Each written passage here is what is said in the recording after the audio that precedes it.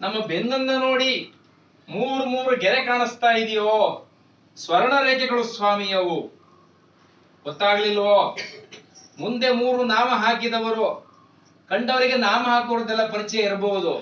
ಬೆನ್ನ ಮೇಲೆ ನಮಗೆ ಮೂರು ನಾಮ, ಬಾಯಲ್ಲಿ ರಾಮನಾಮ ಇರುವಂತಹ ಅಳಿದು ದೇವರು ಅಂದ್ರೆ ನಾವೇ ಸ್ವಾಮಿ.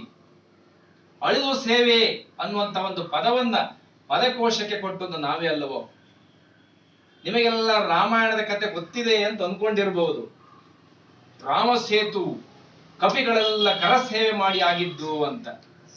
ಅಲ್ಲ, ಸತ್ಯ ಹೌದು, ಅದ್ರ ಪೂರ್ತಿ ಕತೆ ಗೊತ್ತಿಲ್ಲ ಅಂತ ಹೇಳೋದು. ಆ ಹೊತ್ತಲ್ಲಿ ನಾನು ಇದ್ದನಲ್ವೋ? ಸೇತುವೆ ಸಿದ್ಧ ಆಗಿದೆ, ಇನ್ನು ರಾಮದೇವರು ಆ ಕಡೆಯಿಂದ ಈ ಕಡೆ ಹೋಗುವುದು, ಸೀತಾಮಾತೆ ತಗೊಂಡು ಬರುವುದು ಅಂತಲ್ವೋ? ಆದ್ರೆ ರಾಮದೇವರು ಏನ್ ಮಾಡ್ತಾ ಇದ್ರು? ತಮ್ಮ ಕೈಯನ್ನ ಗದ್ದಕ್ಕೆ ಕೊಟ್ಟುಕೊಂಡು ಹೀಗೆ ಯೋಚನೆ ಮಾಡ್ತಾ ಕೂತಿದ್ದು. ಆ ಚಿತ್ರವನ್ನು ಕೆಲವರು ನೀವು ನೋಡಿರ್ಬಹುದಲ್ವೋ? ಏನು ಚಿಂತೆ ಅಂತ ಹೋದಾಗ ನನಗೆ ಗೊತ್ತಾಗಿದ್ದದು. ಅಲ್ಲಿ ನೋಡಿ ದೊಡ್ಡ ದೊಡ್ಡ ದೊಡ್ಡ ದೊಡ್ಡ ಕೊರಕಲು ಕಲ್ಲುಗಳು, ಮಧ್ಯದಲ್ಲೆಲ್ಲ ಚಡಿ, ಆ ಕಲ್ಲುಗಳು ಚೂಪು ಚೂಪಾಗಿದೆ. ನಮ್ಮ ರಾಮದೇವರು ಬರೀ ಕಾಲಲ್ಲಿದ್ದಾರೆ. ಭರತ ಬಂದು ಪಾದಿಕೆ ತಗೊಂಡು ಹೋಗಿ ಆಯ್ತಲ್ಲ. ಆ ಕೊರಕಲು ಕಾಲ ಮಧ್ಯೆ ಕಾಲು ಉಳಿಸ್ಕೊಂಡು ಕಾಲನ್ನು ತೂತ ಮಾಡಿಕೊಂಡು ಆರಣ ಬಿಸಿಲಲ್ಲಿ ಆ ಕಡೆ ಹೋದಾಗ ಕುಂಟುತ್ತಾ ಬಂದ ರಾಮ ನೋಡಿ ಸೀತಮ್ಮನವರು ಏನ್ ಹೇಳಬಹುದು? ಈ ಸ್ಥಿತಿಯಲ್ಲಿ ಬರುವುದೋ? ಆಗ ನಾವು ಯೋಚನೆ ಮಾಡಿದ್ದು, ನಮ್ಮ ಉಳ್ಳು ಸೇವೆ ಈಗ ಪ್ರಾರಂಭ ಅಂತ. ನಾನು ಒಬ್ಬನೇ ಅಲ್ಲ, ರಾಮನ ಕೆಲಸ ಮಾಡ್ಲಿಕ್ಕೆ ಎಲ್ಲ ಬೇಕಾಗ್ತದೆ.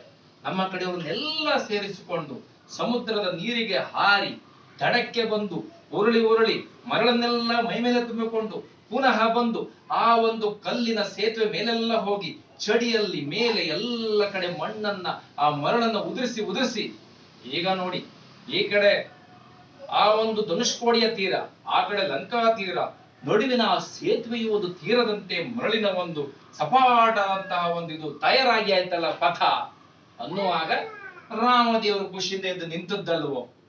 ಈಗ ನಮಗೂ ಒಂದು ಖುಷಿ ಆಯ್ತು. ಏನು? ಸನ್ಮಾನ ಕಾರ್ಯಕ್ರಮ ಆಗ್ಲಿಕ್ಕಿದೆ, ಶಾಲು ಹೊದಿಸಿ ಸನ್ಮಾನ ಮಾಡ್ತಾರೆ ನಮ್ಮ ರಾಮ ಸೇವೆಗೆ, ಅಳಿವು ಸೇವೆಗೆ ಅಂತ.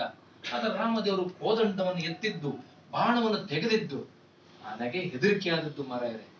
ಇದೆಯಂತ ಕತೆ. ಸನ್ಮಾನ ಮಾಡೋದು ಬಿಟ್ಕೊಂಡು ರಾಮ ಬಾಣ ಬಿಟ್ರೆ ಬದುಕಿ ಉಳಿದವರು ಉಂಟೋ? ತಾಟಕಿ, ಮಾರೀಚ, ಸುಬಾಹು, ವಿರಾಧ, ಕಬಂದ, ಕರ, ದೂಷಣ, ತ್ರಿಶರ ಎಲ್ಲರನ್ನು ಲಗಡೆ ತೆಗೆದ್ದಲ್ವ ಈ ರಾಮಬಾಣ. ಒಂದು ಮಂಡ ಕಾಗೆ ಇತ್ತಂತೆ ಒಕ್ಕಣ್ಣ ಶುಕ್ರಾಚಾರ್ಯ, ಅದು ಒಂದೇ ಬದುಕಿದ್ದಂತೆ. ಆ ಒಂದು ಕಾಗೆ ರಾಮನಿಗೆ ಸೀತಾಮಾತೆಗೆ ತೊಂದರೆ ಕೊಡ್ಲಿಕ್ಕೆ ಹೋಗಿ ರಾಮ ಬ್ರಹ್ಮಾಸ್ತ್ರವನ್ನು ಬಿಟ್ಟಾಗ 3 ಲೋಕದಲ್ಲೆಲ್ಲ ಓಡಾಡಿ ಆ ಕಾಗೆ ಪುನಃ ತಿರುಗಿ ರಾಮನ ಹತ್ರ ಶರಣಾಗತಿಗೆ ಬಂದ್ರೆ, ನನ್ನ ಬಾಣ ನನ್ನ ಕೈಲಿಲ್ಲ, ಬಿಟ್ಟ ಮೇಲೆ ಮುಗೀತು, ಆಯ್ತು ನಿನ್ನ ಕತೆ ಅಂದಾಗ ಅವು ಸೀತಾಮಾತೆ ಕಾಲಿಗೆ ಬಿದ್ದು ಏನೋ ಒಂದು ಕಣ್ಣೆ ತೋರಿಸಿ ಮಾರಾಯರೆ ಅಂತ ಹೇಳಿದ್ದಕ್ಕೆ ಆ ಒಂದು ಕಾಗೆ ಒಂದು ಕಣ್ಣಿಗೆ ಗುರಿ ಇಟ್ಟು ಹೋಗಿ ಬದುಕಿದ್ದದು. ಅಧಿಕ ಪ್ರಸಂಗದ ಆ ಕಾಗೆ. ಅಷ್ಟು ಬಿಟ್ರೆ ನನ್ನ ಮೇಲೆ ಏನಾಗ್ತದೋ ಇವತ್ತು ಅಂತ ಯೋಚನೆ ಮಾಡಿದಾಗ ರಾಮದೇವರು ಎಡಗೈಯಲ್ಲಿ ಅದನ್ನ ಈಗ ಹಿಡ್ಕೊಂಡು ಬಲಗೈಯಿಂದ ಬಾಣವನ್ನು ತೆಗೆದುಕೊಂಡು ಬೆನ್ನ ಮೇಲೆ ಒಂದು ಗೀಟಿ ಎಳೆದು ನೋಡಿ ಅಯ್ಯೋ ಅಂತ ಹೇಳಿದ್ದೇನೆ ನಾನು. 2ನೇ ಸಲ ಒಂದು ಎಳೆದ್ರೋ ಅಯ್ಯೋ ರಾಮ ಅಂದಿದ್ದೇನೆ. 3ನೇ ಸಲ ಹಾಕಿ ಎಳೆದ್ರೋ ಅಯ್ಯೋ ಅನ್ನೋದೆಲ್ಲ ಹೋಗಿ ಆಯ್ತು. ರಾಮ ರಾಮ ರಾಮ ರಾಮ ಅಂತಂದು ಇನ್ನು ತಿರುಗಿ ನೋಡುತ್ತೇನೆ. ಏನು ಹೇಳುವುದು ನಮ್ಮ ಭಾಗ್ಯ, 3 ಗೆರೆಗಳು. ಆವಾಗ ನಮ್ಮ ರಾಮನಾಮ, ಅದರಲ್ಲಿ ನಾವೊಂದು ದೊಡ್ಡ ಜನ ಆಗಿದ್ದಲ್ವೋ.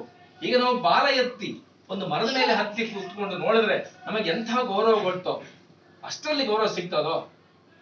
ರಾಮ್ ರಾಮ್ ರಾಜ ರಾಮ್ ಸೀತಾ ರಾಮ್ ಜೈ ಜೈ ರಾಮ್ ಅಂತ ನಾನು ಭಜನೆ ಮಾಡ್ತಾ ಇರುವುದು.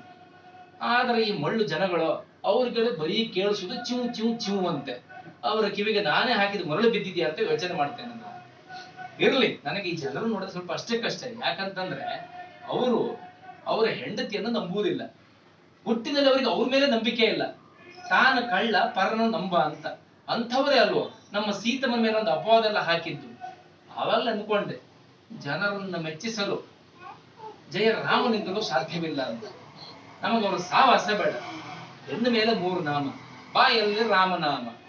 ರಾಮ ರಾಮ್ ಜೈ ಜೈ ರಾಮ್, ಸೀತಾರಾಮ್ ಜೈ ಜೈ ರಾಮ್. ಸಾಕಲ್ವೋ?